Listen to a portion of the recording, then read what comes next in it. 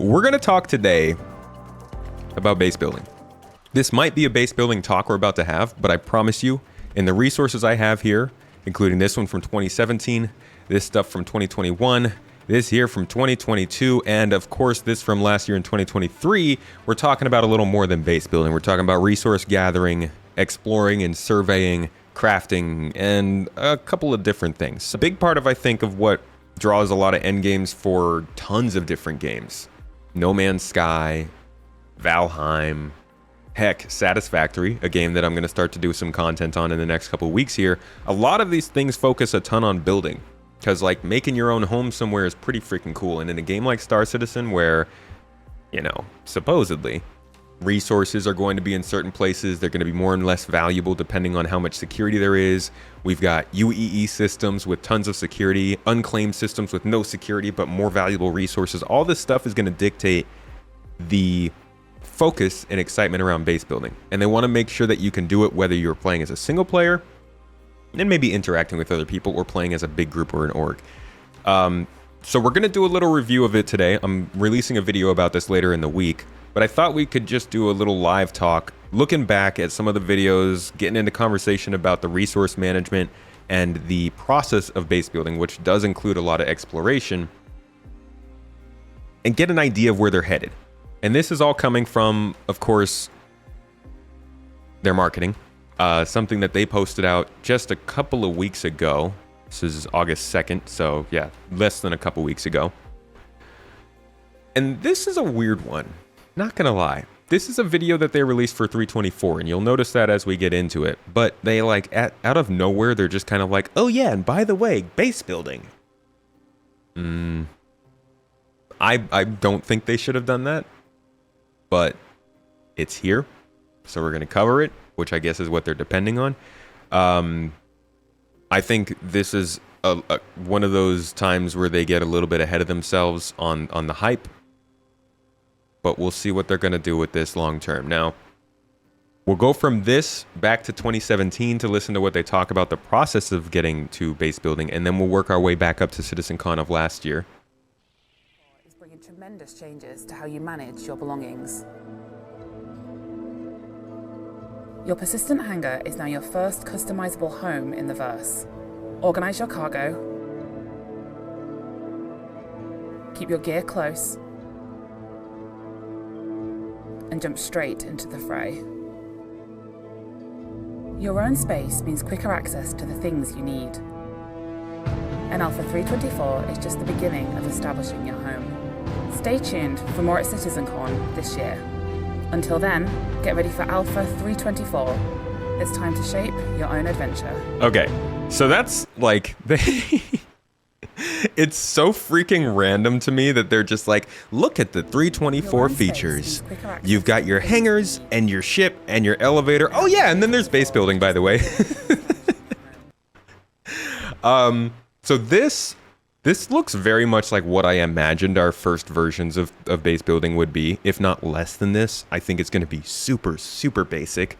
But Stay tuned for more at CitizenCon. Interestingly, this is a huge freaking sign. Let's go to the roadmap real quick, because there is a feature, and this is actually something that I was talking about in the video for inventories I released last week. Somebody commented, one of the first comments that I got was like talking about how they shouldn't have put this new inventory system in the game if they don't have the ability for you to store loadouts. And I'm like, why wait? Yes, it's not great to have things that don't necessarily work exactly how they're supposed to, but what would be the point of waiting for this?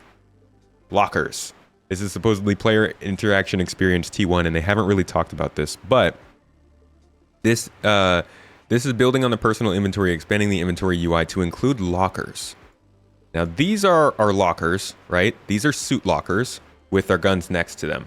And the idea behind these, from what I remember, and I think I have a supporting video here where Todd Pappy was saying something, a little something. Suit lockers are meant to actually save your loadout. So rather than having to go over to your inventory and click all the different things that you want to have on your body, you can go to the suit locker, select that suit, and it comes with the full loadout that you already had equipped. So the med pens, the ammo, the helmet, all the pieces of the suit, I guess the weapons were on the wall next to it. But I'm pretty sure that's how it's going to work. Now, Todd says something real quick about it here in the beginning of this demo. Here we go. Sorry, Todd did a lot of demos.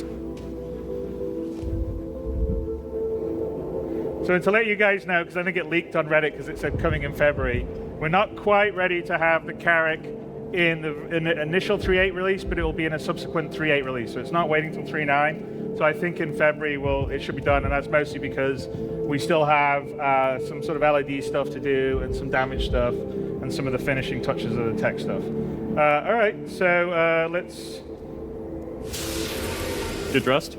So this is them trying to tease the lockers, of course, earlier than probably should have. Dress, put a jacket on. So it's the beginning of we're still working on some of our, but ultimately there'll be a lot more sort of physical inventory on what you're going to use, and you'll sort of see that why it comes into effect later on in the demo. Okay, so no, they don't explain much about the lockers there. I thought that he said a little bit more data. It wasn't even Todd, it was Chris.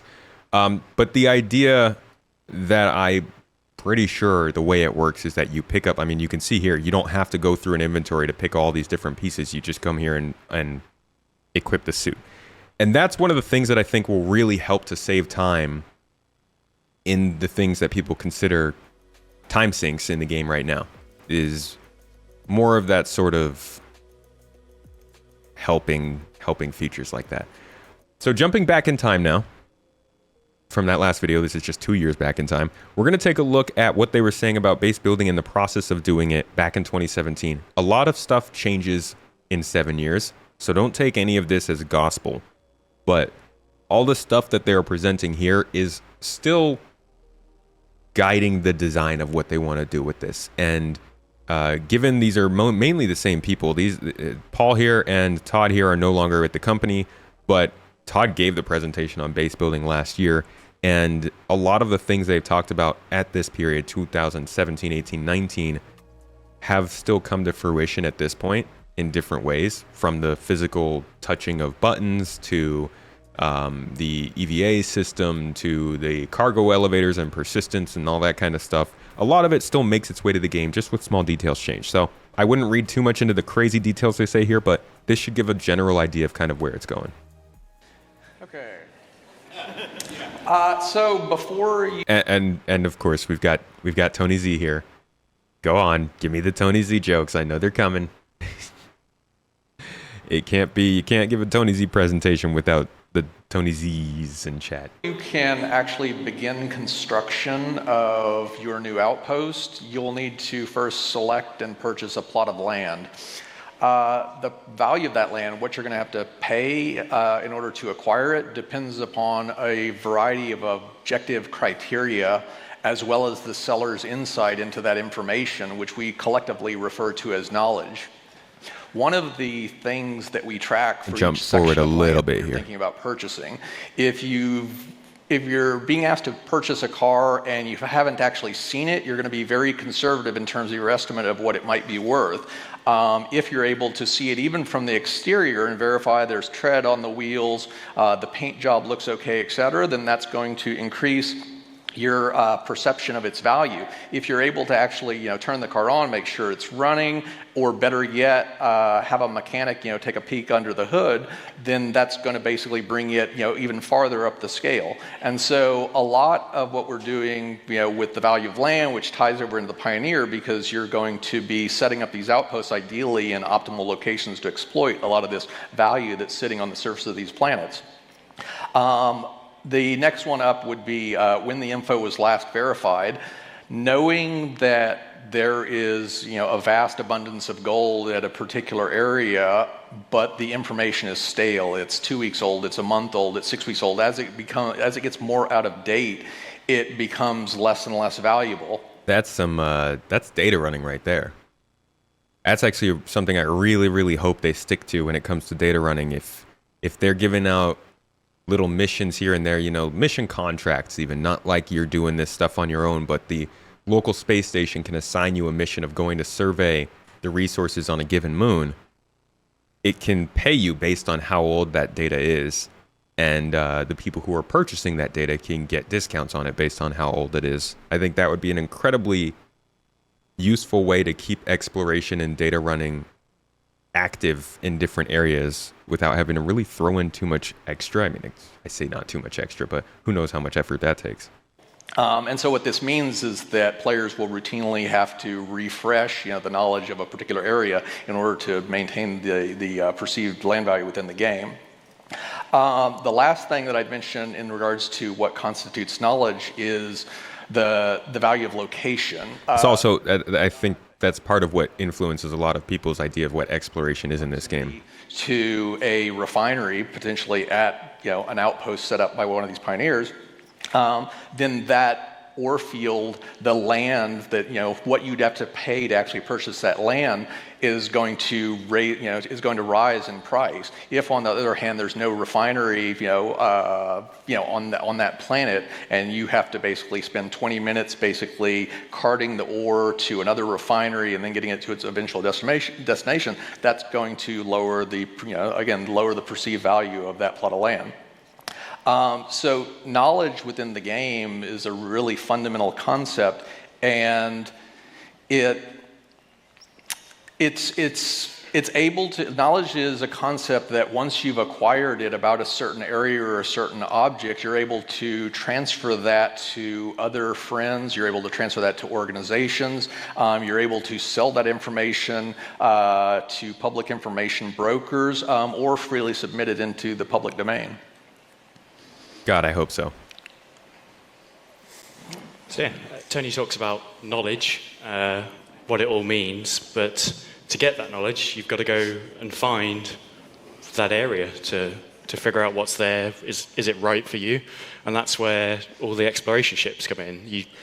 You could take your Pioneer and do all this with your Pioneer, but it's probably not going to be the best ship for scouting locations. We've got a whole wealth of exploration ships that are designed for finding that information out.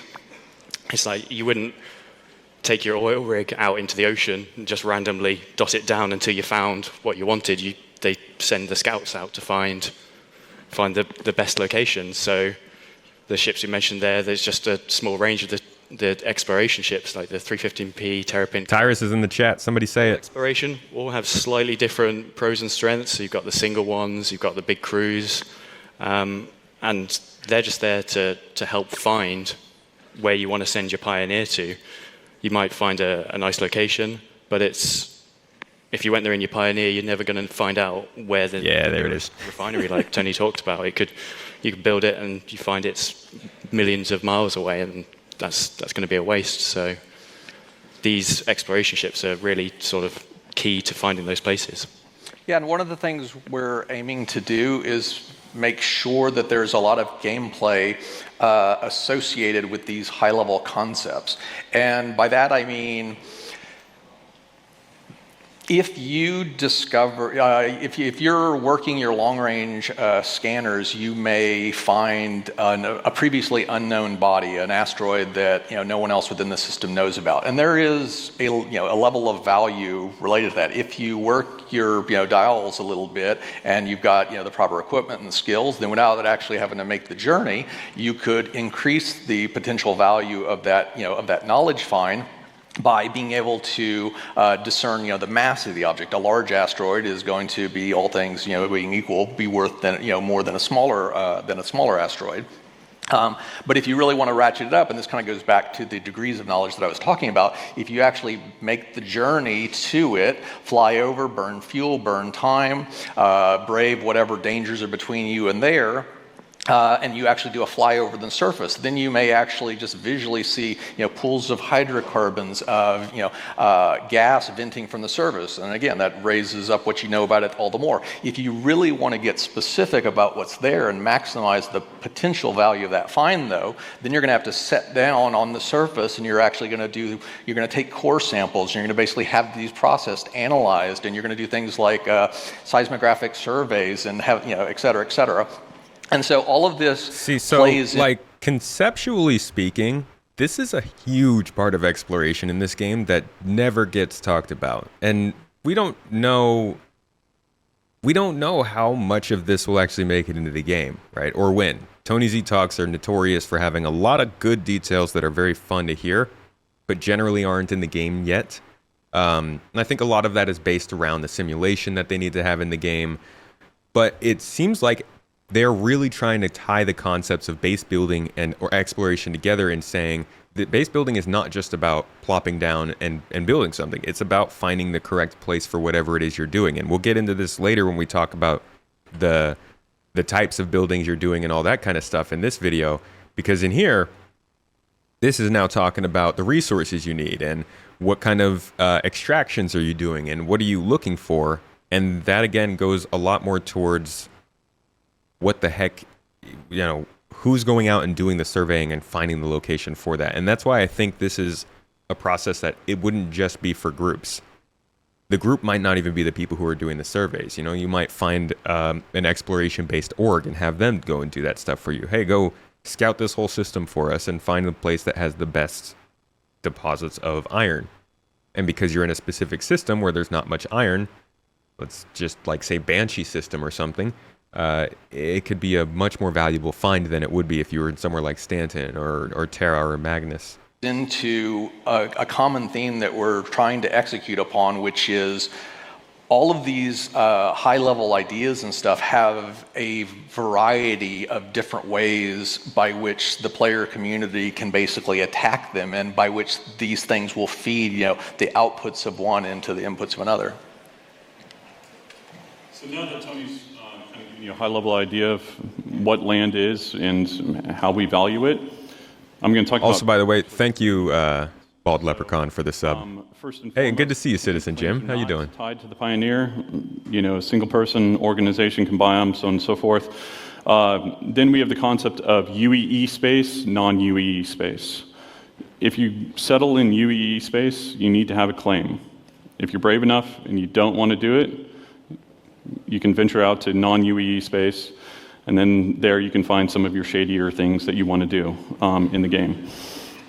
So if you do plant it in the UEE space, then the idea is that you get the protection from the UEE, in case somebody comes and attacks you and stuff like that.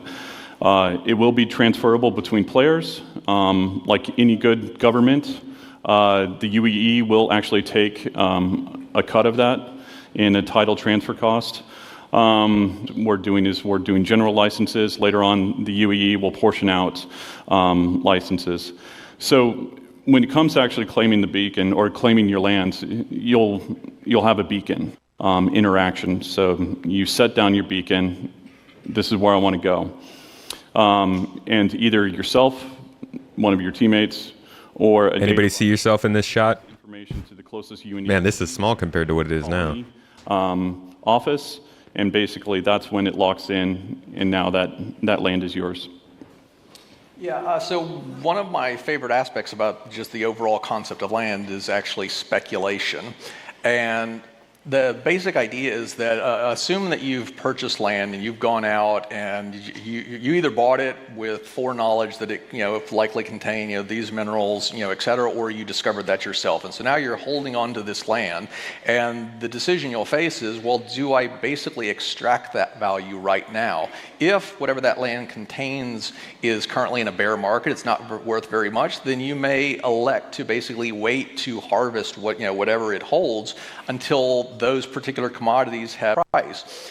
And it sounds simple, but there's a lot of ripple effects to where we get really interesting knock-on gameplay effects. And by this I mean, when you own land, that doesn't prevent someone else from necessarily going there and extracting those resources. Now, obviously, if you're doing this within UEE space and you basically sit down and you're extracting resources from someone else's property, then that's a criminal offense, and basically the game's security system will deal with them as appropriate. And that's one of those times, again, where they mention a security system, and I'm like, will it be a security system? Please don't make them armistice zones. Give us just ridiculously strong security. When we get to the later video and he talks about impenetrable planet planetary shields and stuff like that. Like, I hope that it's that, and it's not just, oh, your guns have been disabled. Oh, that building can't take damage. Of course, the police aren't patrolling, every square inch of every planet, every asteroid, every moon, every minute of the day. And so you holding onto that property, waiting for, a better payday in the future has real implications in terms of, well, in addition to relying upon the system security, do you want to put your own sensors there so that you're alerted when someone else does something that you don't like on that area of land? So if somebody starts mining, you'll basically be notified, and then you and potentially your org mates can head out there and basically push them off. You may hire mercenaries to basically periodically patrol your land with a higher level of frequency than what the normal, the normal UE security forces would do. Basically, the equivalent of hiring your own personal security to keep watch, of your valuables. And I'm really just touching the surface here. I mean, another thing is it makes the point that you don't necessarily have to do the full end-to-end cycle in order to take advantage of this. You could, for example, buy land or discover land and then just flip the land after you've verified that it's got this, as opposed to you necessarily exploiting, mining, pulling up all of that material, which is a very particular type of gameplay that some people will love, but for other people, the discovery aspect or the security aspect, or on and on. If you have an interest in only one section of these areas, then you can still contribute to the overall equation. If you want to basically handle everything yourself, you can also do that. Okay. So Fair stir. Good to see you, dude. Welcome in. And what I'm going to talk about is preparation. So first thing that you're going to do is you're going to need to do collect materials and add-ons from different stores. So you'll get materials from TDDs or refineries, and you'll be able to pick up some of the add-ons like Tony was talking about, remote sensors or extractors, solar panels, moisture extractors, geothermal pumps, landing pads, turrets, that kind of stuff. Now, what is very important to understand is, if any of you have ever done home projects, know what you're building, so that you don't do 5 trips to Hornbach to build something. So if you know what you're building, and then you know the resources that you'll save yourself multiple trips, or it will be one of those things where you'll need to have these resources brought to you. So that's gameplay, right? If you need resources for your base and you're at your end game goal and you're building a base or whatever, then you can put out the beacons, missions, whatever they call them. You can put out a call to local cargo haulers and be like, hey, we need this many resources delivered to this system. And suddenly you're making more gameplay for people who aren't at the stage of base building, but they still get to help because they can haul cargo. Maybe even you're making gameplay for somebody who has mined all that stuff. Somebody who has mined that stuff and then stockpiled it in their hangar until they can find somebody who would pay a lot for that, for aluminum, right? And then you hear that somebody's building a base in the planet next to you, next door. That's a weird saying, but a planet in your system, and you can give them the aluminum and sell it to them. That's why we need a player trading system for real. Like, we really need to be able to trade stuff like this and supply resources to other people. But I guess that's where the resource gathering missions come from that they've been talking about this year. What do you want from your outpost? What's your gameplay intent? Do you want to be a moisture farmer and live and respawn there and basically look my name's Lars. This beautiful beach, or do you want it to be like a revenue generator? So basically, you'll swoop in, you'll watch over it, you'll check in, make sure everything's running smoothly, move on to your next thing. So with this, we've got investment, not only from a resource and basically game money standpoint, and time to build. Not as fast as Paul's videos. So the other thing is, depending on the size of it, that will increase the build time the higher you go. Now, once it's actually placed, you're going to want to upkeep it. Depending on if you put something in Earth's atmosphere versus the Mars's atmosphere, versus Venus. Well, those are all different climates. And so the wear and tear and just kind of the usual stuff that we're doing with the ships, and as far as stuff breaking down, so on and so forth, this will be the same. So configuring. Now, the idea would be that you're working the architect station, you're choosing the exterior layout of it, and then from there, you'll move into the interior rooms. So some of the different interior options: habitation, armory, storage, med station, mining, refining, hydroponics. And so with this, depending on what you're doing, each one of them is going to require a different amount of power. And then that starts going into some of the add-ons. So if you're mining, or if you're doing something that's very, very power intensive, growing things, so on and so forth, then you're going to need to run extra power in there. And with the add-ons, just like with our ships, if you think of our ships as the base hull, and then you have your gimbals, you have your mounts, and then you're attaching weapons, you're attaching ordnance, you're attaching utility items. It's the same idea here. It's basically you have your base structure, and then you have these item ports, like Chris always talks about, that will feed into the ore extractors, and that's how we generate the power. So here are just some of the internal shots. I think you guys have seen some of these already. I like the salad spinner, hydroponics, different mining ideas, storage. So one of the important things is basically if you're growing plants, or if you're basically dealing with any sort of bare form resources that will feed into our ecological system, then what you want to do is you want to make sure that you're actually storing these items, and so that you're not just mining once and then basically having to shut down because you don't have any more space. Drug lab. So in case you want to do a little Breaking Bad. Of course, I would never. Then idea about research and this. And honestly, I feel like a research lab and a drug lab kind of go hand in hand. Maybe you're close to the sun or something like that, and you want to research some solar flares or those types of things. Med station. So the main thing for us has always been a sandbox, and making sure that you have the freedom to focus on the gameplay that you find interesting. And so what we wanted to talk about was just some of the ecosystems that we feel these things help support and help build. You've got the haulers and traders that would be dealing with things that would come in, and if you're mining or if you're growing plants, well, these are going to take these to manufacturing or processing centers.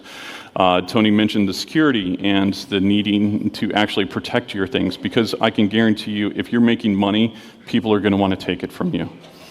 Exploration, John mentioned this about going and finding these plots of land and everything like that. Then there's repair, obviously mining, farming, and the refining stuff. That's kind of why I feel like this is, it's pretty end game, because it creates game opportunities for almost every type of player. Whether it's through building the base, finding the base, using the base, or even, attacking the base if you're in the kind of place where it can be attacked. And somebody did ask in chat, can you have a base that, will prevent bombers? Yes, they'll talk about that. And it depends on what kind of systems you're using, or what star system you're building your base in, whether that is an unclaimed system, a system like Pyro, a very strongly protected UEE system like Stanton, stuff like that. So we'll get to that. That is our panel.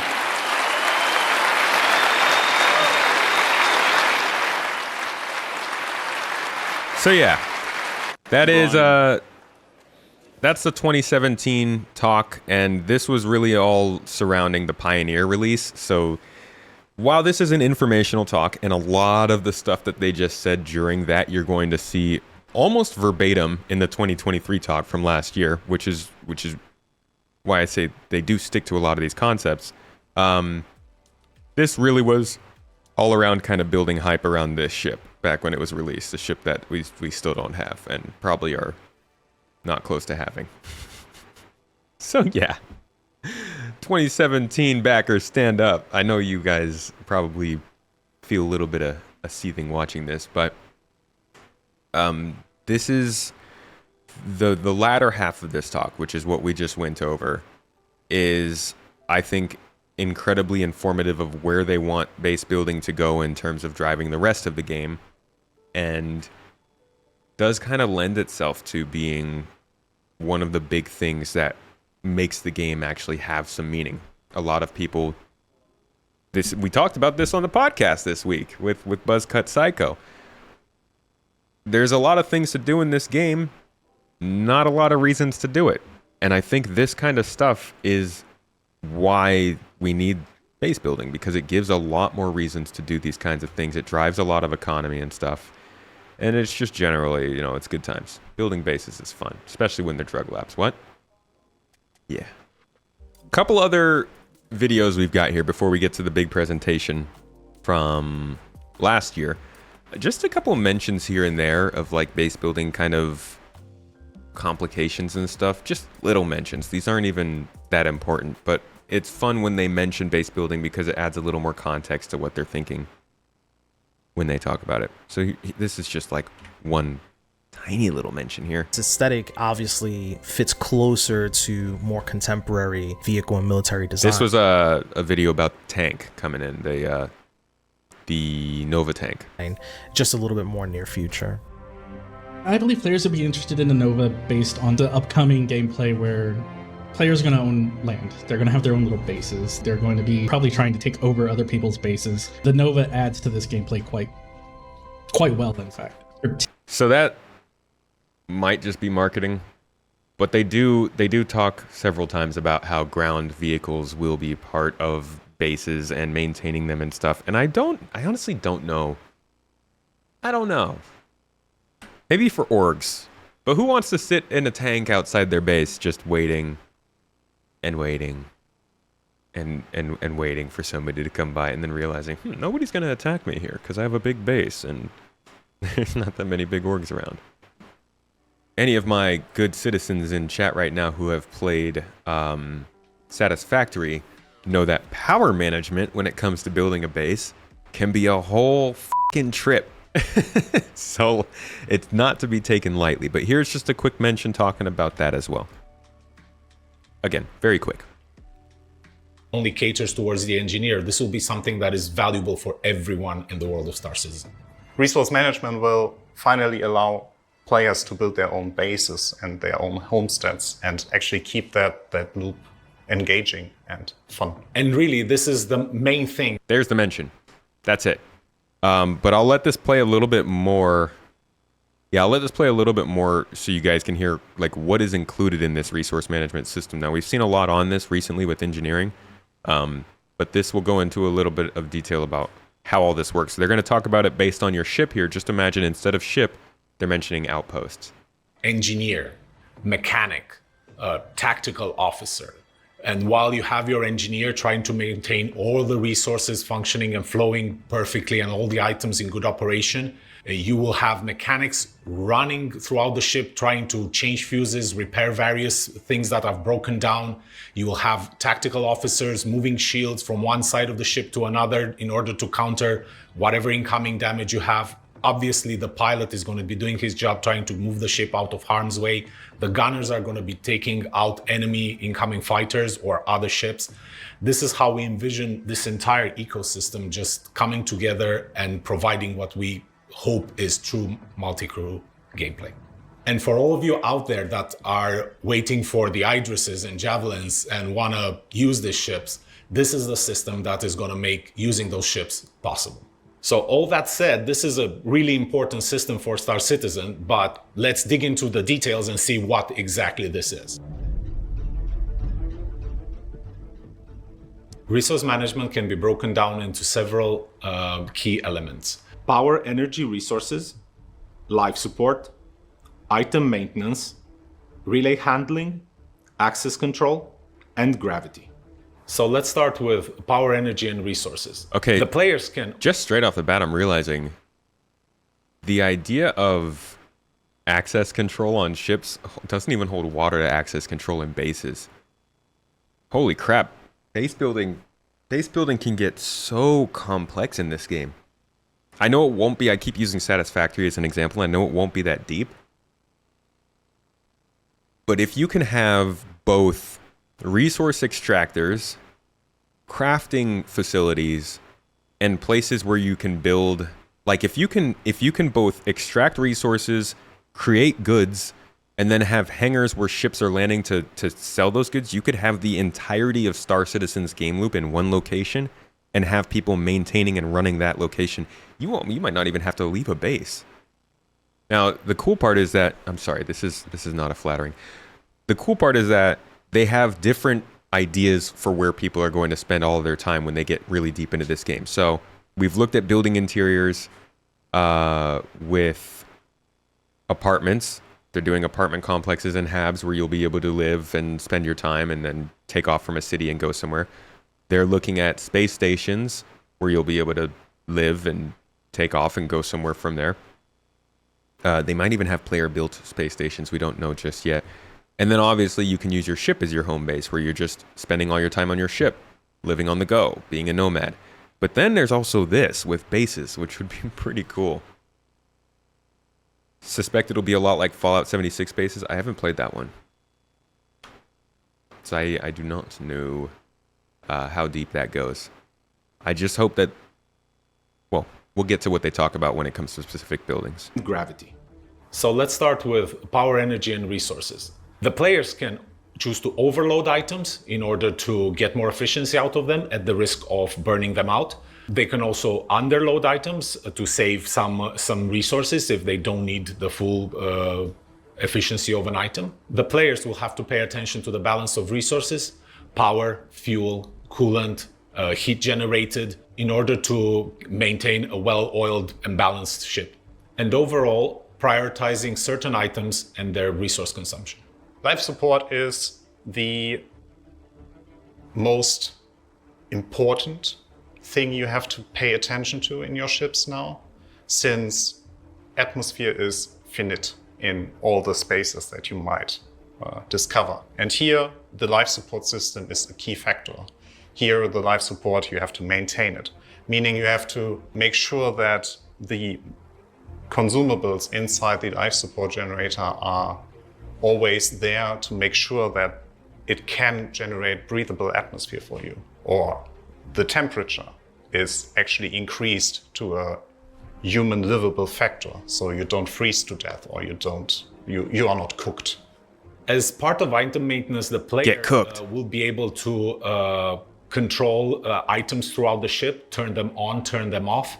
They will be able to remove broken items and replace them with new items, or sometimes dodgy items, depending on their income. It will be able to control which sub-items are installed in those items, either as fuses or subcomponents that give them various bonuses to that specific item. They will be able to run repair gameplay and replace broken fuses when the item stops working or takes enough damage. Relay handling is the actual management part that you, as the engineer on the ship, you have to do there. It's basically defining the circuits in the most effective way, especially for bigger ships. So a relay is something that defines which items are connected to each other. And what we want to achieve here is allowing you to create the best possible outcome for your ship. With access control, we're introducing ship roles. The captain will be able to assign certain roles to each of his crewmates, and, for example, say one of the player becomes the engineer, which gives them specific access to certain controls, while the person that is the pilot will not have access to those controls. At the same time, a gunner will only have access to a specific gun or all the guns on the ship. And finally, gravity. So gravity is a concept that you experienced already in every ship. So there's always a ground, there's always a down, there's always an up. And we would like to give you some more control over that. So because it requires some energy, and if you want to run your ship more energy efficient, we want you to allow to switch off gravity. Or there might be other use cases where a zero gravity environment is more useful than another one. So if it wasn't clear by now, the scope of resource management touches pretty much every aspect of life in Star Citizen. Going outside of the whole base building aspect of it, when they talk about this stuff when it comes to ships, I always go back to the Expanse. The idea of just venting your ship, getting your spacesuits on, and maybe turning off gravity when you're in combat so that all that power can go towards the things that are actually important in combat. A lot of talking, but I bet what everyone would like to know is where are we with all of this right now? Currently, we have working in-engine prototypes of the following systems: power, gravity, life support, and the relay network. With a power system, we can overpower and underpower items. We can set the priorities of item producers and consumers inside the ship, and we can set the path of resources inside the ship through the resource relay network. And with the power system, we already can distribute the base energy and base fuel throughout the ship.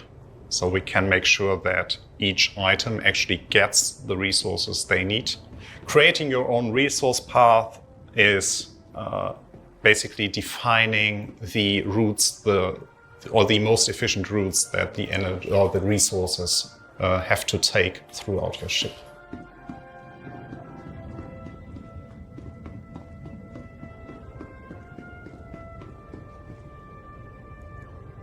So this is just showing how the power management actually works. We can also demonstrate many aspects of the life. We've already seen this. If you haven't already tried this in Arena Commander, everybody has access to this system at this point, so you can try this out for yourself.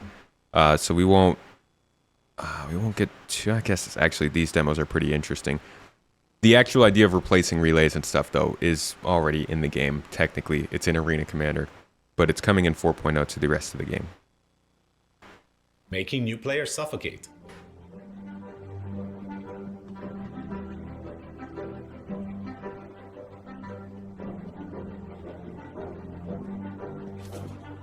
So this is more like the life support stuff, venting a room, all that jazz.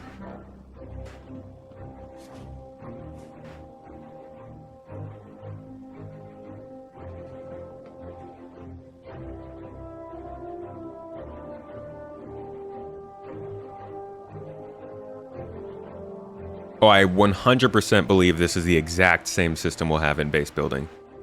That's the only reason I'm showing this.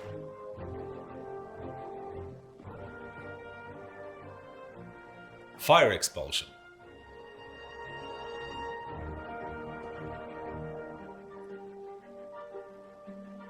This is showing how you can see there the fire burning is both raising the temperature and lowering the oxygen level. This is something they talked about on Inside Star Citizen last week.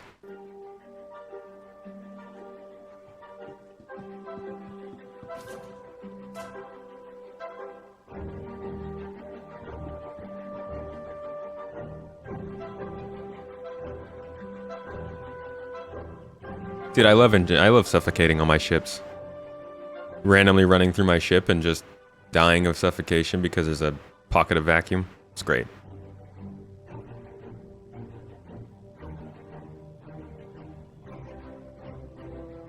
Change the temperature in each room.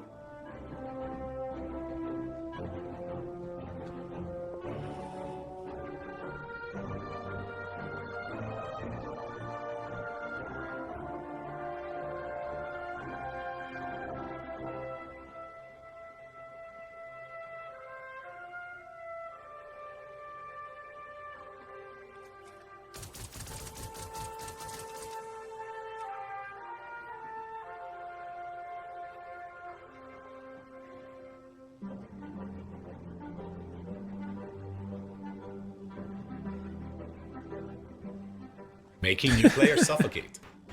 This is what I do when I'm suffocating. I just start rocking back and forth very quickly. This is not sped up. This is real time. Making new players suffocate.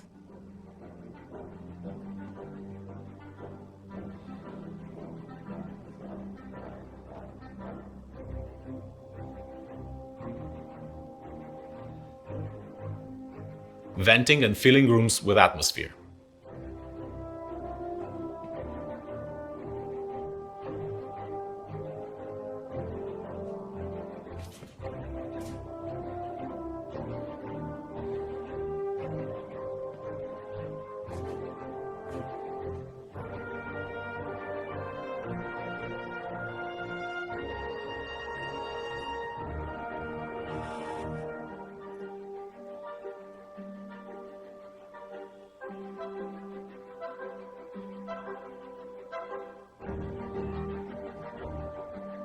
And making players suffocate again.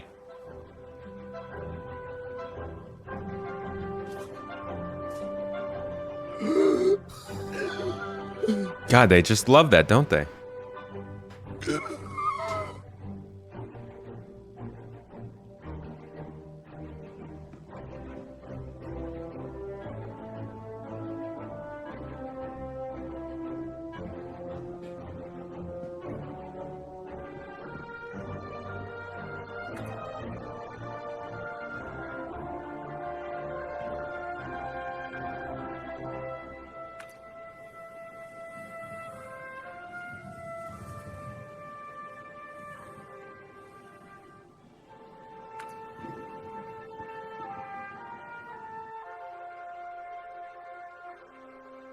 So yeah, that's mainly the life support stuff. The problem is once this gets implemented, we all know there will be bugs that end up causing atmosphere loss in ships and stuff for no apparent reason and cause us to die. Welcome to Star Citizen. I feel like that happens all the time already. But yeah, I mean, this is the way I see it. We kind of want that. Like, we want them to put this in so that we die from the bugs, so that they fix those bugs, so that when the game's actually ready to go, they're not there. Otherwise, like, imagine if they waited to drop this in until the game was at 1.0. They were like, okay, everybody, come on in. Good luck. Hope there's no bugs.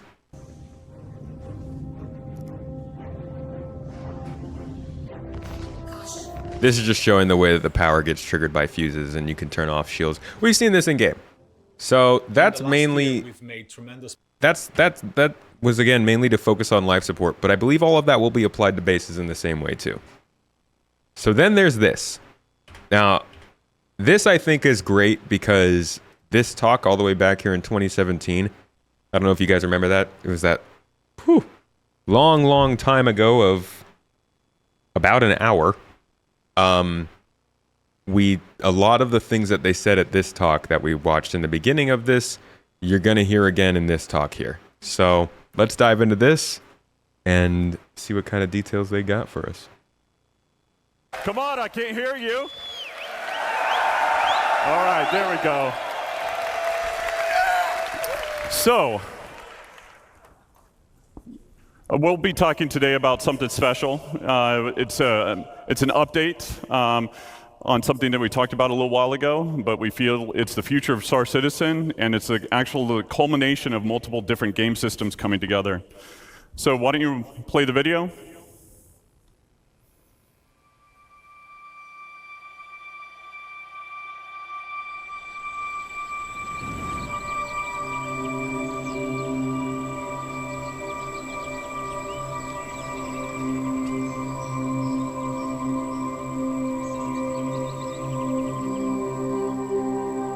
You can hear the part of this when everybody realized this was a base building video.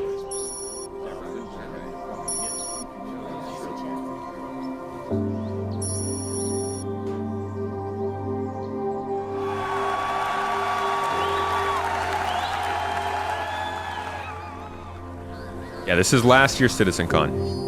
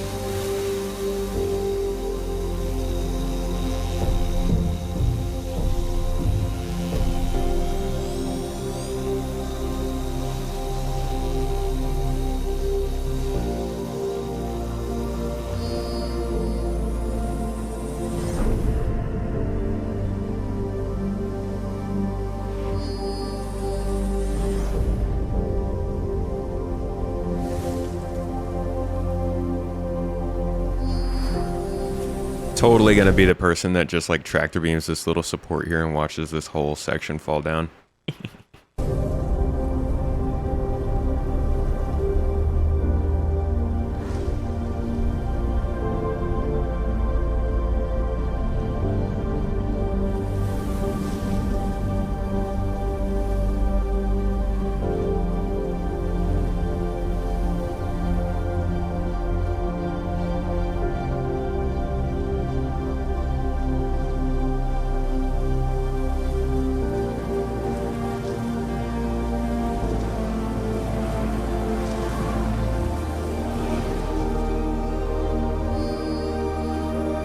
Even this music sounds like Satisfactory to me.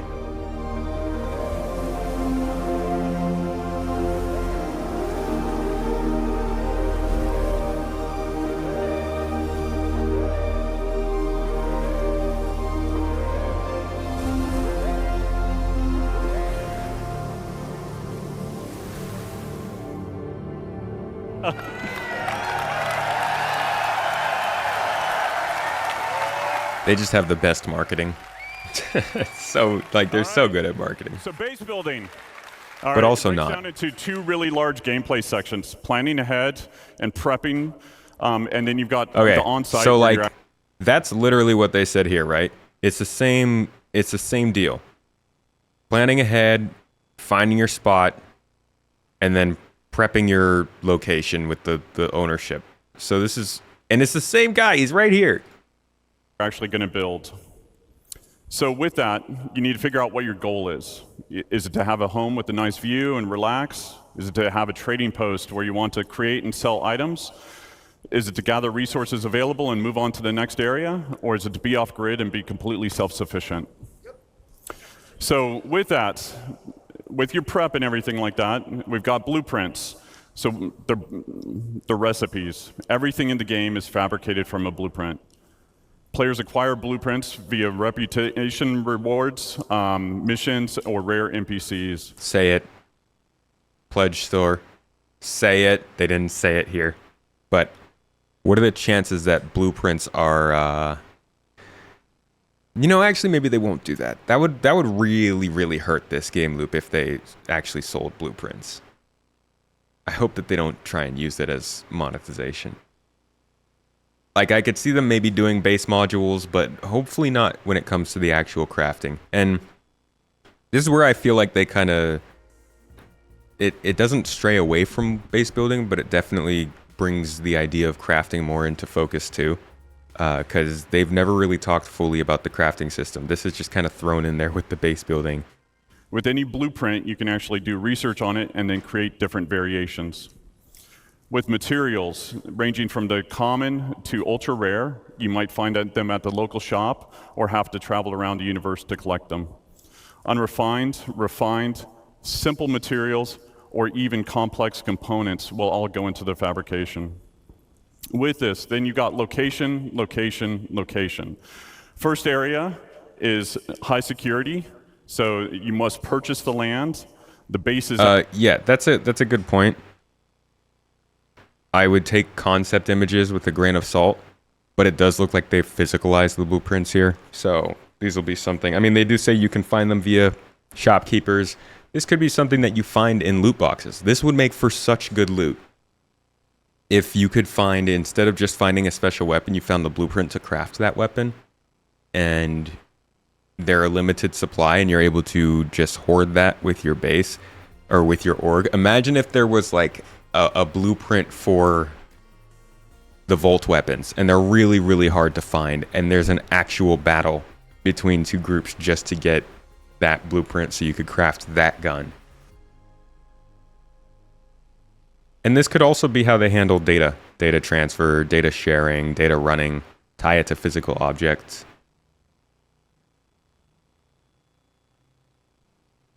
You don't see that just for cosmetics? Yeah, they could sell cosmetic stuff. As long as it's not tipping the scales of the game, and even cosmetic stuff, in terms of these blueprints, it could be not great. I think selling a one-offs is one thing, but selling a blueprint, which basically unlocks your ability to manufacture that stuff, that's a lot of power. Yeah, it would be really nice content. if blueprints were physicalized like that. Should look into Eve blueprints. Are those kind of like that? The physicalized in a way? Hope you can sell and share blueprints in the game. That is exactly how Fallout 76 does it. They physicalize everything so you can trade them and stuff. Again, where's our player trading system? Gib. Materials or even complex components will all go into the fabrication. With this, then you got location, location, location. First area is high security, so you must purchase the land. The base is actually invulnerable because the planetary shield tech. Okay, there you go. Will show up to protect it as well. So this is what I'm hoping they do for everything. This was a big part of the video I released last week about the man, what was that? About security systems. I don't know how clearly that video expressed what I was trying to say, but I want armistice zones to go, not so that we can just start killing and murdering people freely, but so that they can replace it with stuff like this. Super high protection that basically means you're still completely safe, but it's a gamified solution that can have some little things thrown in. The example I always use is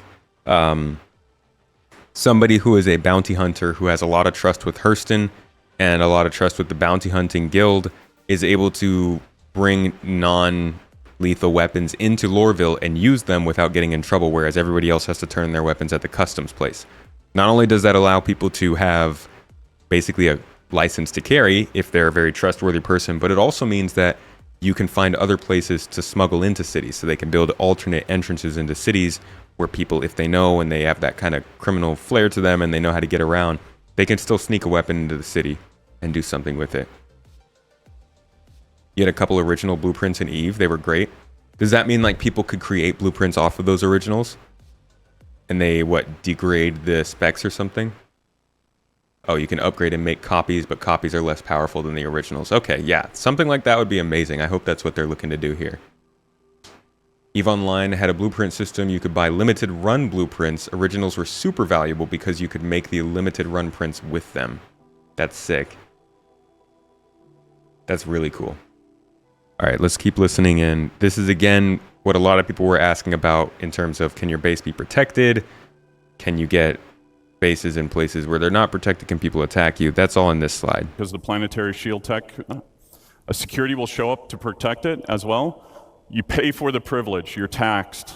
So at this point, you won't have the best resources available. You won't have access to the best resources available on the planet. If you don't pay your taxes, the shields will go away after a period of time, and the base will become derelict and will collapse. Dang government with their taxing. This is low risk, low reward.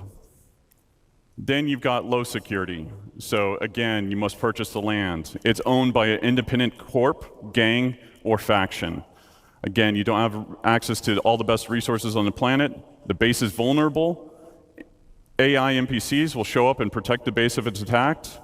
The protection will escalate over time. Player can also build defenses to help mitigate this as well. And then it's medium reward, medium risk. Then you've got lawless. So this is no protection other than what you build. There's shields. No taxes. Players can disable the shields by getting close to them and destroying them. High risk, high reward, since there's no tax. So you still have shields even in these locations, even in the no security stations locations, but they can be destroyed. Did he say these can be destroyed in low security? I'm sorry, I'm going to go back to that. Then you've got low security. So again, you must purchase the land. It's owned by an independent corp, gang, or faction. So that's probably a place like Nyx, maybe. Or I wonder if they would split this up between different systems. This might not even be dependent on star system, but rather on the location of the star system, or in the star system you're at. Again, you don't have access to all the best resources on the planet. The base is vulnerable. AI NPCs will show up and protect the base if it's attacked. The protection will escalate over time. Player can also build defenses to help mitigate this as well. and then it's medium reward, medium risk. Okay, so it sounds like in the high security locations, you don't even have to worry about building your own defenses. See, that's a huge cost savings, time savings. Somebody said they don't want to have to run 5 missions to make a turret. High security would be for you. Then you've got lawless. So this is no protection other than what you build. There's shields, anti-air. Players can disable the shields by getting close to them and destroying them. High risk, high reward. Since there's no taxes, no protection fees, you get a high return on the resources that you collect. Now, there's some cross-shard and server meshing considerations that we'll kind of adjust this design in the future, but we'll get into that later once we're really building it. So from here... Yeah, it is pretty similar to how Eve does it, but I know that the reason I say maybe it will not be based on the star system is because that does lead to certain star systems, specifically null space, as far as I'm aware, in Eve, having some trouble. Being a lot less populated by players who aren't necessarily looking for complete danger. I think they would want to have low security or no security areas in a place where you're still going to find your normal player, so that there's a little bit of intermingling. But I can see from a gameplay standpoint how that might be difficult, because people just want to be as far away as they can from danger. And that's not just player on player danger. This is 90% of what we encounter could be AI. So this is also including just dangerous AI who get really annoying. How many of you guys have been going to some random outpost in Stanton and a pirate spawns out of nowhere and they start shooting you as you're landing and you're like, bruh, why are you even here? Why did you spawn? No protection fees, you get a high return on the resources that you collect. Now, there's some cross-shard and server meshing considerations that we'll kind of adjust this design in the future, but we'll get into that later once we're really building it. So from here, you've got the tool. So this is what we would consider a surveyor. With this, we want to actually cater to everybody's playstyle, whether you're solo or in an org. Does this trigger anybody? Can you see that? Hold on. Does this right here trigger anyone? Hover trolley for the surveyor? Watch yourself. With this, you got different buildings that you can produce, from small, medium to large to XL or XL. So with the surveyor tool, you can only build the small buildings. So these are the steps of the base building. Like we talked about in the very beginning of this whole thing, the top dollar, the big spot, the thing you really want to build with is this bad boy. The Pioneer.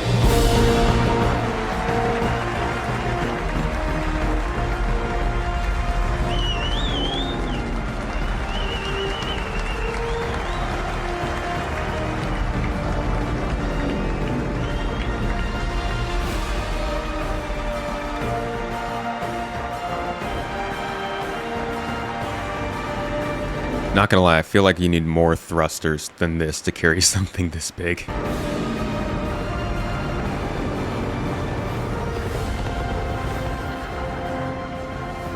With that, let the new age of colonization begin. Dude, I bet his character model is gonna look so much better the next time they whip it out. So that's the Pioneer. That's the big boy for building a lot of stuff, but they're trying to do smaller things because obviously not everyone can get a Pioneer. And you are not going to always build a big, gigantic thing. Sometimes you just want to build a little sleeping bag. Don't know why you'd build a sleeping bag, but maybe you do. Maybe that's your thing. With a vehicle, you can build small and medium-sized buildings. With the Galaxy, you can build small to large structures. And then obviously with the Pioneer can do it all. And it still works as a mobile base. And we'll talk about some of the more expanded features that we're adding to it. I'm very keen on the Galaxy. I love the styling of this. I think this is one of the first ships I'm going to aim to buy in game when it's finally out.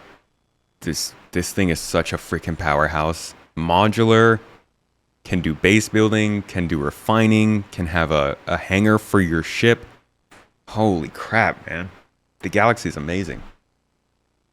Is there a way to see how many Pioneers have been purchased? No. But if we start adding concepts to our org website, we could probably see how many pioneers we have in our org at least. Which is information I will not divulge publicly.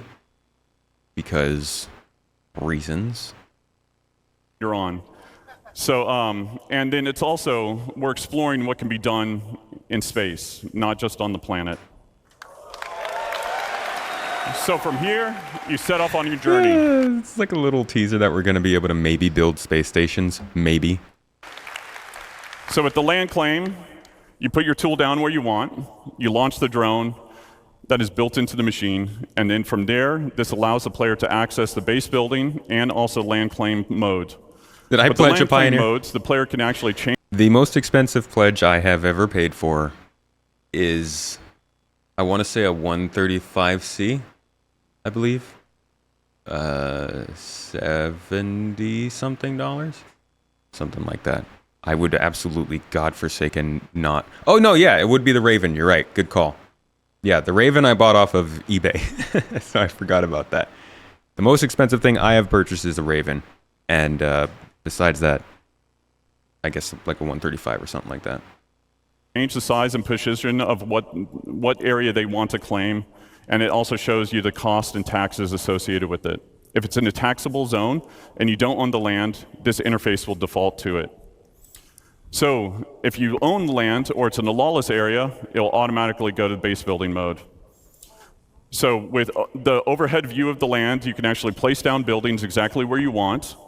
You can see the resources beneath the surface, and then you can also place multiple buildings before you actually build. So you can see how it will all kind of come together. You'll see the resources that are needed for it. And then you can also switch back and forth between different modes, which are showing off the resource network and how you link basically power generators to consumers. And then the player can move or deconstruct existing buildings right now with no charge. So this is going to use a system called Rastar. And let's see if we can pull up a video about that. This is the system they actually already use to build outposts. See if they talk about, yeah, so this will kind of show us a demo of it. Technically, the ships are gifted by my employer, if you consider the community my employer. The most expensive ship I fly around is the MSR. That was gifted to me by one of our lovely community members. The second most expensive ship I fly around was also gifted by a community member. After that, it's mainly referrals. So, yeah, I'm going to do a video on that at some point on my hangar. Jesus, that's loud. So here we are on Daymar. I'm going to give you a little sneak peek of the Rastar tool in action and how we build up a location from scratch. So the first thing that we would usually do, not in this case with the UGS because they already Dude, I wish I had mortgage payments. But we do a little bit of location scouting on the planet to find a nice, cool location. So I'm going to open up the Rastar tool over here, and the first thing that I need to do is create a location. Before I go any further, I do need to say that the UI for the Rastar tool as it stands is not the final version that the players are going to see at the end of the day. This is purely for artistic and development purposes, and I will say it has definitely come a long way in the 2 years that I've been using it. So the first thing we do is I hear this tool has been a pain. But I can't confirm or deny. I can't deny.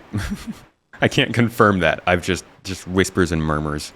We get this grid on the ground over here, which allows us to define the location size and apply different effects and statuses to the location. Fun fact, though, when they first were building outposts, the reason they all had stilts and they couldn't really place many of them down on the ground was because they couldn't deform the land of the actual moon or planets until the Planet Tech team reached Planet Tech V4. Once they got to that point, then they were able to actually place something down and it would automatically change the way the terrain looked around it. That's why they can now make more natural-looking town-like and real building-like outposts in the Pyro system. The center point of this location. The cool thing that Rastar enables us to do is also have certain modifiers and volumes applied to our object containers, so that, for example, if I were to move this location up, the terrain would automatically conform to the ground Okay, I did not know he was going to say that right then. that needs to be. That just saves artists a lot of time from having to do these sort of things manually and allows us to focus on the creative side of things. The next thing we need is 3 turrets. These turrets, depending on whether you are at a security UGF or a drug UGF, will react in different ways to the player. Obviously more hostile in a drug environment than if you were in a normal friendly environment.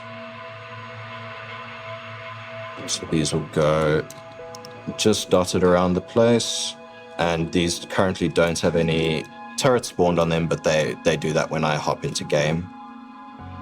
The next thing we want to do is we want to focus on large to small shapes and dressing. So the first thing I might do over here when walking through this process is get some of these larger clusters, these shipping containers. The UGFs are used. So what for I'm storage. betting, and this is something that I think is done in a lot of building games, is like you get a little outline of what you're aiming to build, and then you set it down, and then some drones come out and they build it for you in that time. I do wonder how you can upgrade those drones and stuff to make for better building time, or or how you can decrease that building time based on your subscription level to the game. I know. I keep going back to monetization because it's natural. We might have one over here, and then maybe let's spread this location out a little bit. Maybe let's have a little bit of dressing near these turrets. So I'll grab one of these clusters. Cool thing with Raster, you can also do like quick rotates before you place stuff, so you have a good idea of what stuff is going to look like before you do. Just like to get a little bit of unevenness to the terrain over here, helps things from feeling too flat. And let's get one of these larger structures in the back over here, these sort of like chimneys. So this is how I would normally go about creating like 3 distinct separate locations, even within one larger point of interest. So now the point from this afterwards would be to just create paths leading to and from the UGF that would naturally draw the player in, and then to set dress with smaller elements.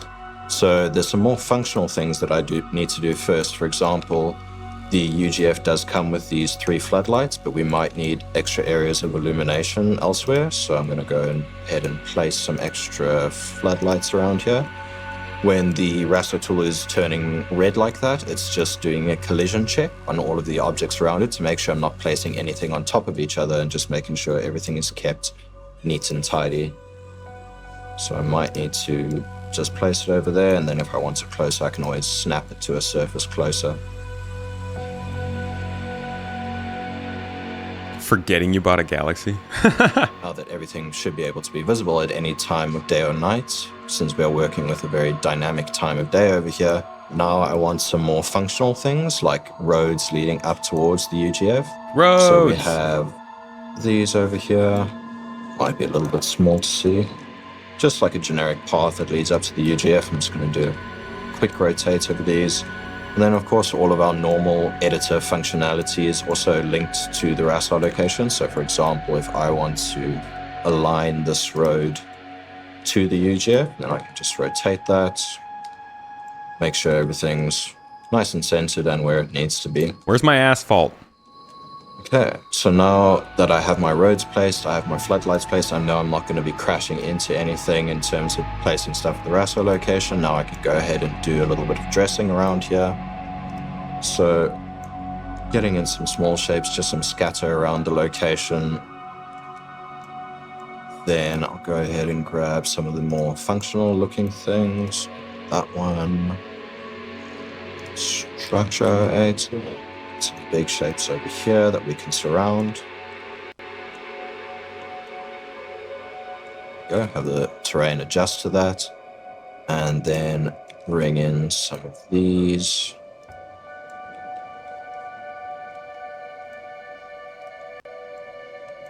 Just got to make sure that things aren't intersecting or clipping between each other too much, because that never looks good. And let's start building this out a little bit more. So this is the process that we follow to create a fully fledged location. We set dress all the different elements. We play it from a player perspective because sometimes scale can be a little bit funny up in the air like this. But this is the general process that we go through in order to create these locations and make sure that they are fun to play, essentially. All right. So yeah, but tell us about sneak peek at the. I don't know if they're gonna actually, if they tell us anything about player bases for this stuff. There are 70 underground facilities, or UGFs as we call them. And when these were built a couple of years ago, we had the kits to build a wide variety of these assets. However, due to technical limitations, we weren't able to realize their full potential. At that time, we had 70 locations, but we only had 2 security UGFs and 2 drug UGFs. This isn't a case of we haven't had enough assets or enough time to do the art. Up until this point, we have all the things that we need to do the job. The Rasso tool has really just allowed us to take this to the next level. We are now able to go back and to revisit these 70 locations to create a wide amount of variety so that each location doesn't look like a copy-paste version of the other. This is To be honest, I still feel like I don't notice that much of a difference between the different things, but maybe there are. Maybe there are. All right. So back to what Todd was saying in this one. Anyways, Rastar is the tool that they built to build outposts, and that's what eventually will build the foundation of what we're using when he's talking about this whole idea of mapping it out from above. And I'm hoping they do something along the lines of like, oh, there's a drone above that you're using to look down on the ground, and it's not just some RTS layout, you know? Come together. You'll see the resources that are needed for it. And then you can also switch back and forth between different modes, which are showing off the resource network and how you link basically power generators to consumers. And then the player can move or deconstruct existing buildings right now with no charge. What? Fabrication. So when you basically build these buildings, they don't come with any furnishings. And if you didn't bring any with you, then you want to build a fabricator. So depending on what you want to build, there's different sizes of them that support buildings from decorations, armor, weapons, components, and even ships. See, imagine if you just plopped down your base on top of a resource pool in the ground, pulled whatever resources you needed out of that a ship mostly takes, imported the rest of the stuff from your friend's org who does a lot of cargo shipping, and just manufactured ships and sent them off to sell them to, like, I don't know, a storefront in some city. Just making money hand over fist, manufacturing stuff and shipping it off. I can't wait. I can't freaking wait to just manufacture and ship out a whole bunch of drugs. I mean, what? I meant water bottles and food, of course. Like base building mode, you need blueprints, resources to craft what you want. Everything fabricated is produced from it produces a physicalized entity. Stats and quality will depend on the quality of the materials actually used. Once you've done that and you've built your decoration, yes, tomatoes. Now you can actually fill the room the way that you want to fill it. So furnishings can be purchased at different locations, or they can actually be fabricated. God, imagine though. Imagine if you can actually have a base with just a whole window wall like this, like the ridiculous graphics and vistas they're putting in this game. We're still in Star System number 1. Like, how crazy are the views we're going to get from a system like Ellis or Castra or other places like that, where you can have a nice view out in a place that you might not even have to leave to do the stuff you want to do. You can do that via first person or in a dedicated mode in the Surveyor's tool. With that, you've got different types of buildings. So you've got utility style, which would be garages, freight elevators, landing pads, storefronts. And then you've got extractors. So with extractors, we want to make sure that nothing in regards to resource gathering is fully automated. A level of player engagement is always needed. So as Nick talked about before, there are different types of commodities, radioactive, perishable, etc. What you'll be doing is pulling out full containers. Then from there, it'll be repairing, or there's wear and tear associated with it, or even misfires like you saw in Thorsten's talk and Guillermo's talk yesterday. There's also upgrade paths for making them more efficient or resilient.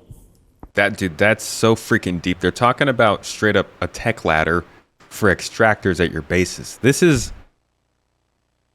Whew, that's a lot. I don't think that kind of stuff is coming anytime soon. That sounds more like 1.0 kind of plans. But the idea of not only building the bases, figuring out the locations, the resources you want, the ability to put in landing pads with freight elevators that can ship and receive goods, timing those goods based on the economy. You're now also talking about upgrading and changing your drills and pumps and water extractors. Is water actually going to be a good commodity to mess around with in this game, finally? Oh yeah, definitely more 1.0 kind of thing. There's no way this is coming in like the next year or two. This is... Upgrading extractors seems like a few years out. That's deep. Nothing in regards to resource gathering is fully automated. A level of player engagement is always needed. So as Nick talked about before, there are different types of commodities, radioactive, perishable, etc. What you'll be doing is pulling out full containers. Then from there, it'll be repairing, or there's wear and tear associated with it, or even misfires like you saw in Thorsten's talk and Guillermo's talk yesterday.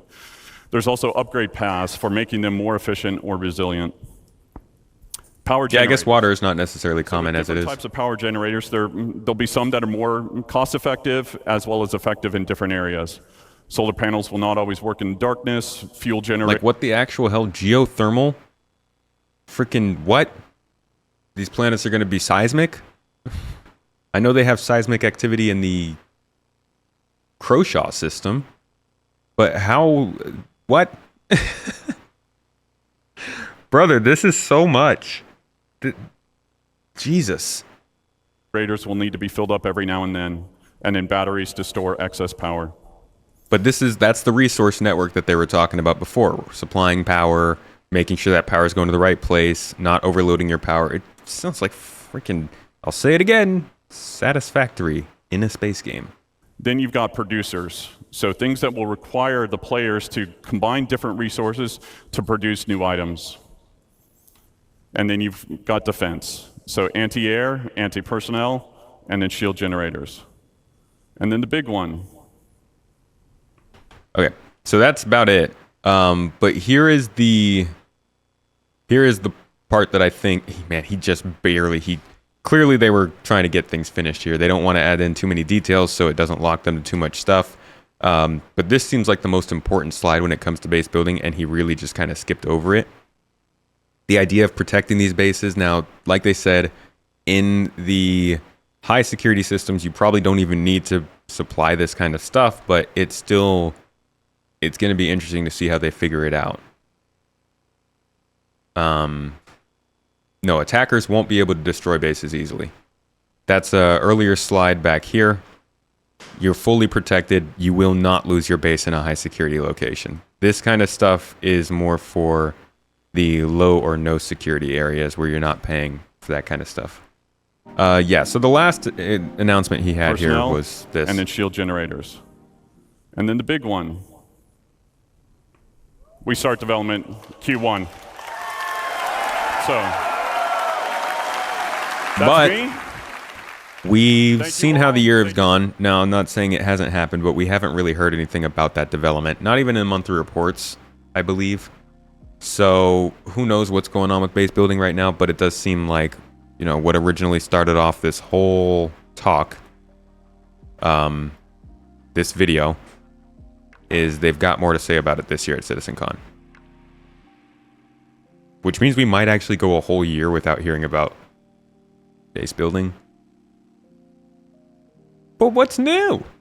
But I hope you enjoyed this talk about base building and Star Citizen's endgame and all that jazz. There's a lot more to go over with this, and I think we'll probably have to wait till CitizenCon to get extra details, but this was kind of my first early preview on base building. I'm going to release a video about this that condenses all of this 2.5 hours into like 10 minutes to just kind of scoot on through.